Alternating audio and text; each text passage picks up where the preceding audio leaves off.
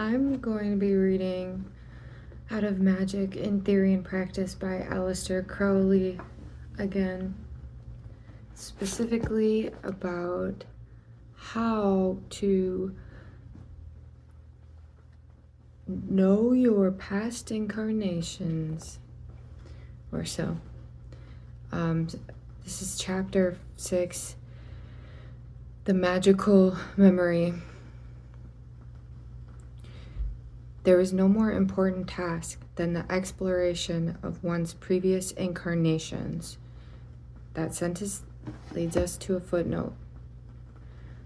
It has been objected to reincarnation that the population of this planet has been increasing rapidly. Where do the new souls come from? It is not necessary to invent theories about the planets. It is enough to say that the Earth is passing through a period when human units are being built up from the elements with increased frequency. The evidence for this theory springs to the eye.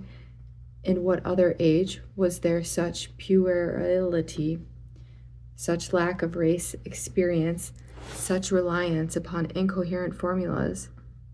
Contrast the infantile emotionalism and credulity of the average, well-educated Anglo-Saxon with the shrewd common sense of the normal illiterate peasant. A large proportion of mankind today is composed of souls who are living the human life for the first time. Note especially the incredible spread of congenital homosexuality and other sexual deficiencies in many forms. There are the people who have not understood, accepted, and used even the formula of Osiris. Kin to them are the once born of William James, who are incapable of philosophy, magic, or even religion, but seek instinctively a refuge from the horror of contemplating nature, which they do not comprehend in soothing syrup affirmations such as those of Christian Science, spiritualism, and all the sham occult creeds, as well as the emasculated forms of so-called Christianity.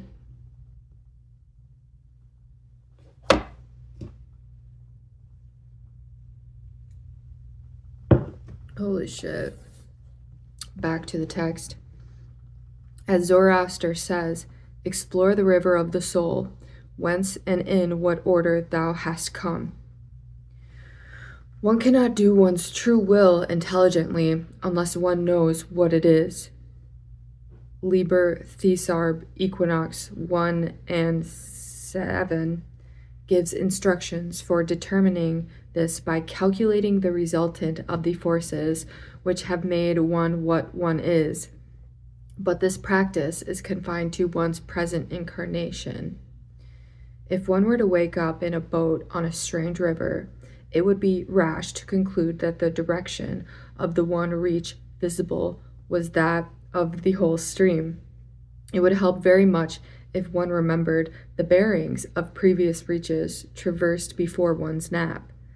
It would further relieve one's anxiety when one became aware that a uniform and constant force was the single determinant of all the flindings of the stream. Gravitation. We could rejoice that even the weariest river winds somewhere safe to sea. Liber Thesarb describes a method of obtaining the magical memory by learning to remember backwards, but the careful practice of dharana is perhaps more generally useful. As one prevents the more accessible thoughts from arising, we strike deeper strata, memories of childhood reawaken. Still deeper lies a class of thoughts whose origin puzzles us. Some of these apparently belong to former incarnations. By cultivating these departments of one's mind, we can develop them. We become expert. We form an organized coherence of these originally disconnected elements. The faculty grows with astonishing rapidity once the knack of the business is mastered. It is much easier For obvious reasons, to acquire the magical memory when one has been sworn for many lives to reincarnate immediately. The great obstacle is the phenomenon called Freudian forgetfulness, that is to say, that though an unpleasant event may be recorded faithfully enough by the mechanism of the brain, we fail to recall it, or recall it wrong, because it is painful. The psychopathology of everyday life analyzes and illustrates the phenomenon in detail. Now, the king of terrors being death, it is hard indeed to look at it in the face. Mankind has created a host of fantastic masks. People talk of going to heaven, passing over, and so on. Banners flaunted from pasteboard towers of baseless theories. One instinctively flinches from remembering one's last, as one does from imagining one's next, death. Which leads us to a footnote. This latter is a very valuable practice to perform. See Liber HHH. Also read up the Buddhist meditation on the 10 impurities. Back to the text. The point of view of the initiate helps one immensely. As soon as one passes this pons asinorum, the practice becomes much easier. It is much less trouble to reach the life before the last. Familiarity with death breeds contempt for it. It is very great assistance to the beginner if he happens to have some intellectual grounds for identifying himself with some definite person in the immediate past. A brief account of Aleister Crowley's good fortune in his matter should be instructive. It will be seen that the points of contact vary greatly in character. The date of Eliphas Levy's death was about 6 months previous to that of Aleister Crowley's birth. The reincarnating ego is supposed to take possession of the fetus at about this stage of development. That was 1. This is 2. Eliphas Levy had a striking personal resemblance to Aleister Crowley's father. This, of course, merely suggests a certain degree of suitability from a physical point of view. 3.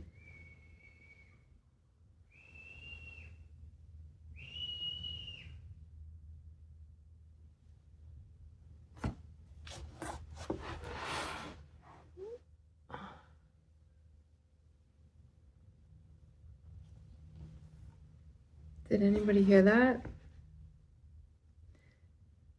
3. Aleister Crowley wrote a play called The Fatal Force at a time when he had not read any of Eliphas Levy's works. The motive of this play, as a magical operation of a very peculiar kind, the formula which Aleister Crowley supposed to be his original idea is mentioned by Levy. We have not been able to trace it anywhere else with such exact correspondence in every detail. Typo, literally the letter D, T-A-I-L. 4. Aleister Crowley found a certain quarter of Paris incomprehensibly familiar and attractive to him. This was not the ordinary phenomenon of the déjà vu.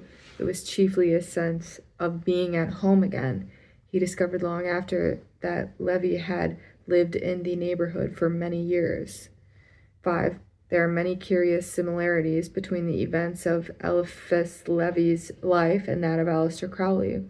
The intention of the parents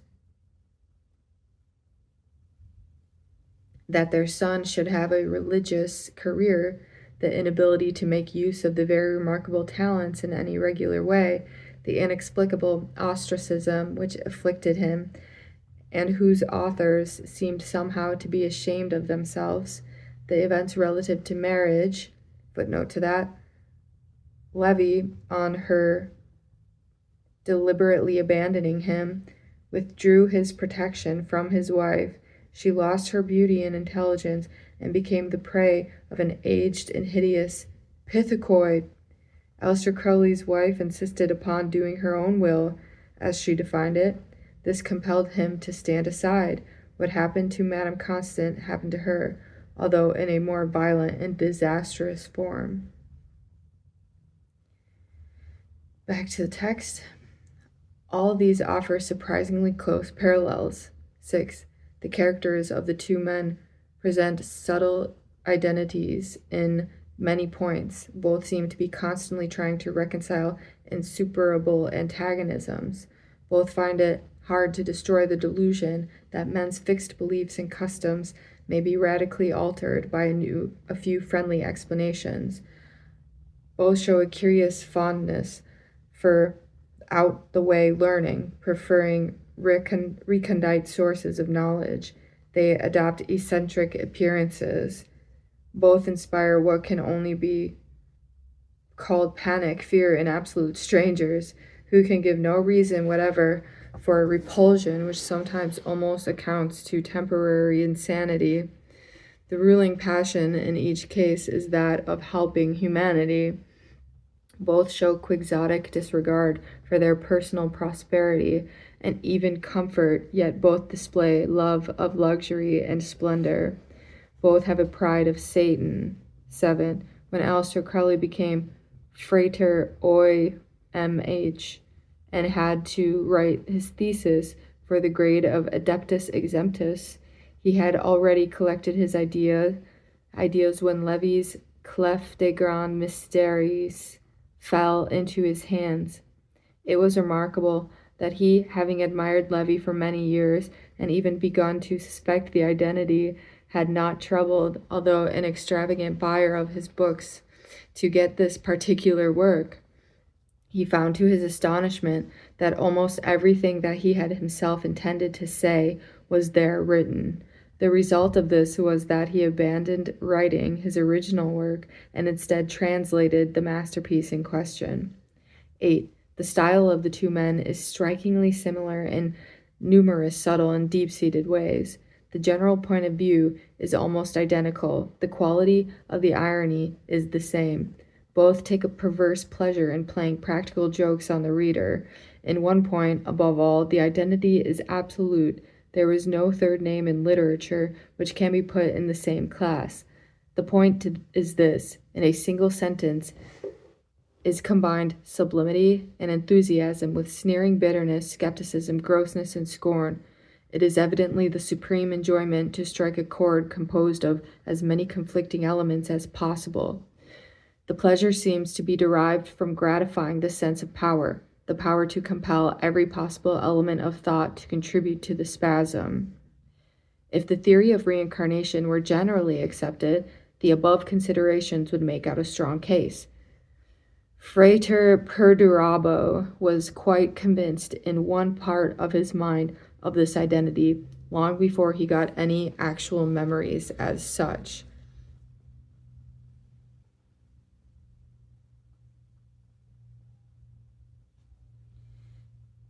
Footnote: long since writing the above, the publication of the biography of Eliphas Levi by M. Paul Chacornet has confirmed the hypothesis in innumerable striking ways.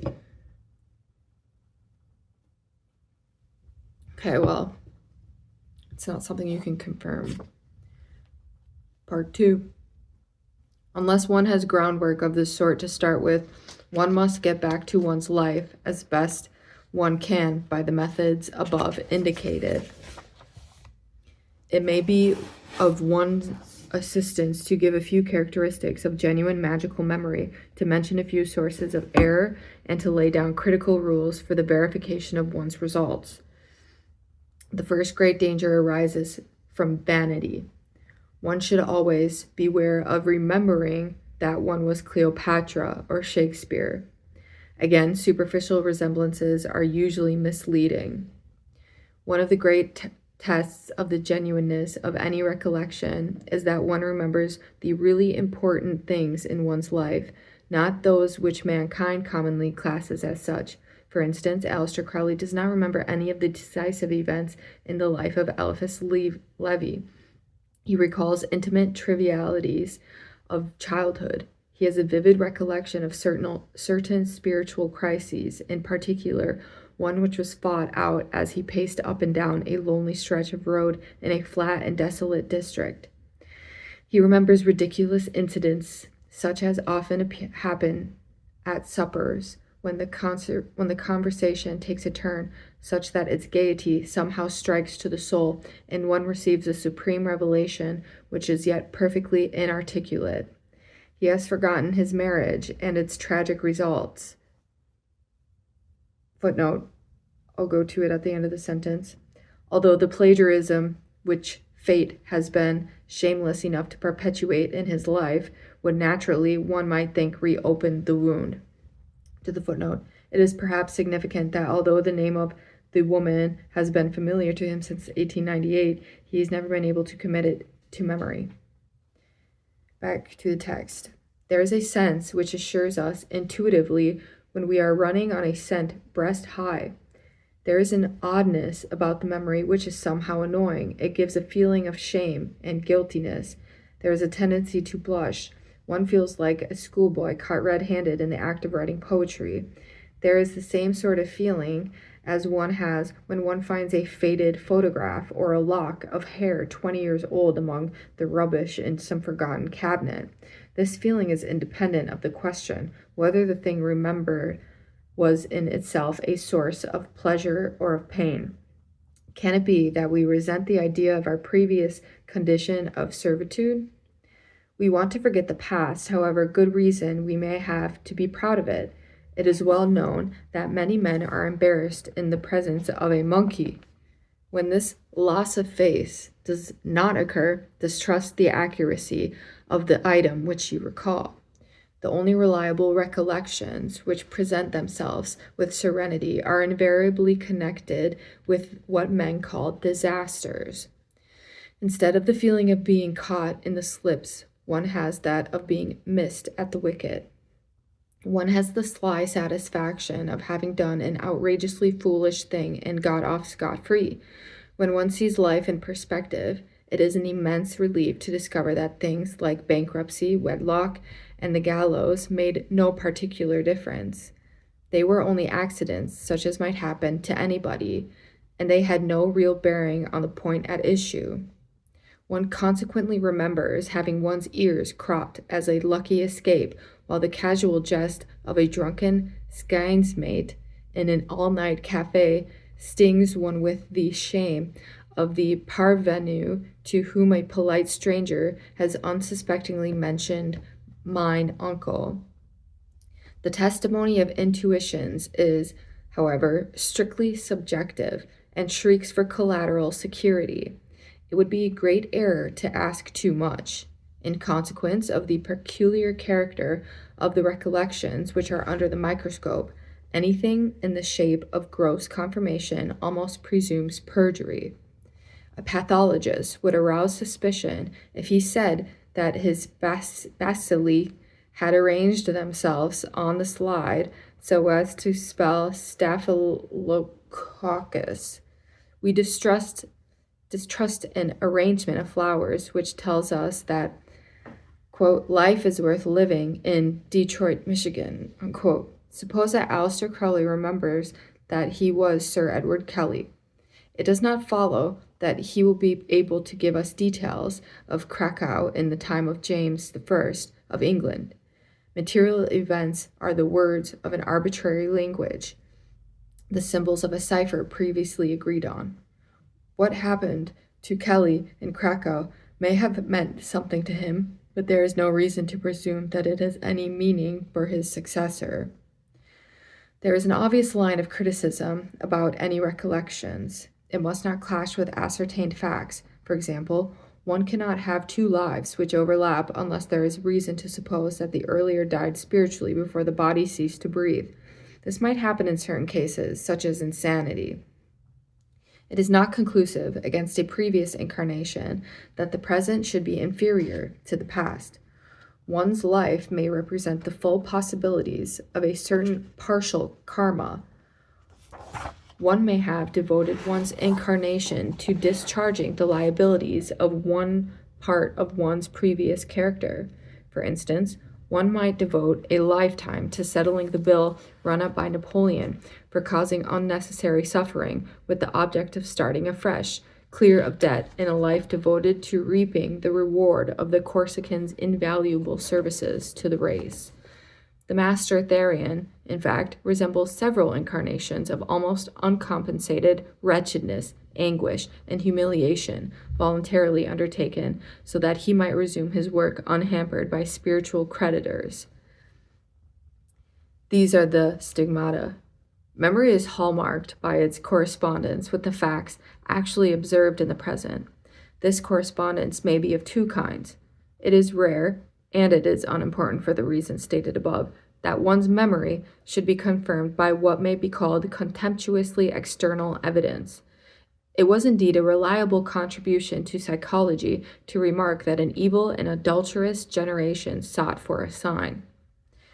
Even so, the permanent value of the observation is to trace the genealogy of the Pharisee from Caiaphas to the modern Christian. Signs mislead from painless dentistry upwards. The fact that anything is intelligible proves that it is addressed to the wrong quarter, because the very existence of language presupposes impotence to communicate directly.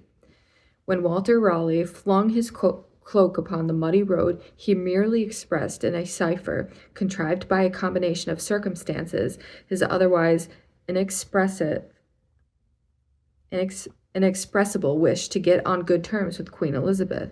The significance of his action was determined by the concourse of circumstance.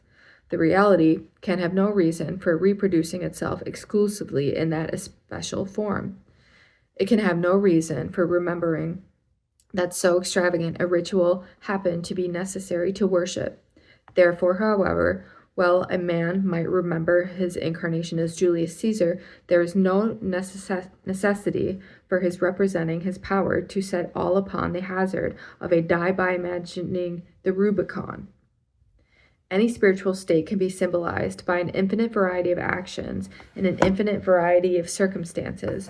One should recollect only those events which happen to be immediately linked with one's peculiar tendencies to imagine one thing rather than the other. Footnote: the exception is when some whimsical circumstance ties a knot in the corner of one's mnemonic handkerchief. Back to the text. Genuine recollections almost invariably explain oneself to oneself. Suppose, for example, that you feel an instinctive aversion to some particular kind of wine. Try as you will, you can find no reason for your idiosyncrasy. Suppose, then, that when you explore some previous incarnation, you remember that you died by a poison administered in a wine of that character. Your aversion is explained by the proverb, quote, "A burnt child dreads the fire," unquote. It may be objected that in such a case, your libido has created a phantasm of itself in a manner which Freud has explained. The criticism is just, but its value is reduced if it should happen that you were not aware of its existence until your magical memory attracted your attention to it. In fact, the essence of the test consists in this, that your memory notifies you of something which is the logical conclusion of the premises postulated by the past. As an example, we may cite certain memories of the Master Therion. He followed a train of thought which led him to remember his life as a Roman named Marius de Aquila. It would be straining probability to presume a connection between A, this hieroglyphically recorded mode of self-analysis, and B, ordinary introspection conducted on principles intelligible to himself. He remembers directly various people and various events connected with this incarnation, and they are in themselves, to all appearance, actual. There is no particular reason why they, rather than any others, should have entered his sphere. In the act of remembering them, they are absolute. He can find no reason for correlating them with anything in the present, but a subsequent examination of the record shows that the logical result of the work of Marius de Aquila did not occur to that romantic reprobate. In point of fact, he died before anything could happen. Can we suppose that any cause can be balked of effect? The universe is unanimous in rebuttal. If then the exact effects which might be expected to result from these causes are manifested in the career of the Master Therion, it is assuredly the easiest and most reasonable explanation to assume an identity between the two men. Nobody is shocked to observe that the ambition of Napoleon has diminished the average stature of Frenchmen. We know that somehow or other every force must find its fulfillment. And those people who have grasped the fact that external events are merely symptoms of external ideas cannot find any difficulty in attributing the correspondence of the one to the identities of the other. Far be it from an apologist for magic to insist upon the objective validity of these concatenations. It would be childish to cling to the belief that Marius de Aquila actually existed. It matters no more than it matters to the mathematician whether the use of the symbol x to the 22nd involves the reality of 22 dimensions of space. The Master Therion does not care a scrap of yesterday's newspaper whether he was Marius de Aquila or whether there ever was such a person, or whether the universe itself is anything more than a nightmare created by his own imprudence in the matter of rum and water. His memory of Marius de Aquila, of the adventures of that person in Rome and the Black Forest, matters nothing, either to him or to anybody else. What matters is this: true or false, he has found a symbolic form which has enabled him to govern himself to the best advantage. Quantum nobis prodest haec fabula Christi. The falsity of Aesop's fables does not diminish their value to mankind.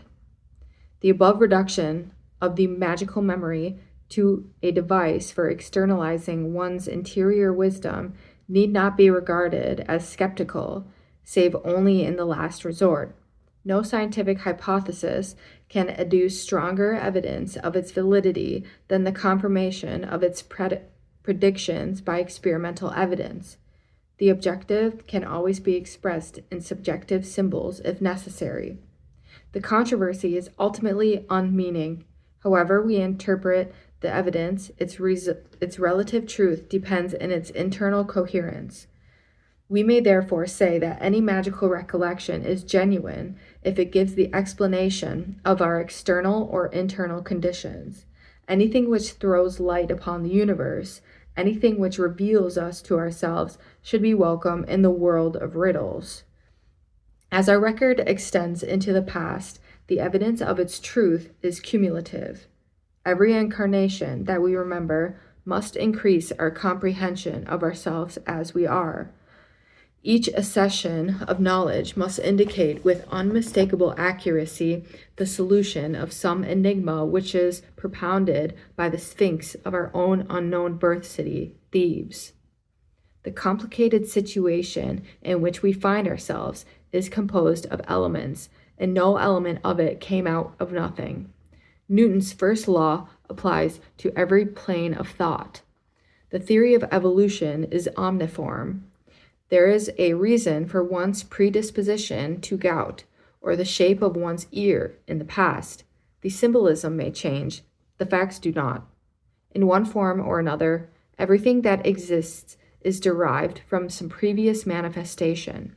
Have it, if you will, that the memories of other incarnations are dreams, but dreams are determined by reality, just as much as the events of the day. The truth is to be apprehended by the correct translation of the symbolic language. The last section of the oath of the master of the temple is, quote, I swear to interpret every phenomenon as a particular dealing of God with my soul, unquote. The magical memory is, in the last analysis, one manner, and, as experience testifies, one of the most important manners of performing this vow. Thank you.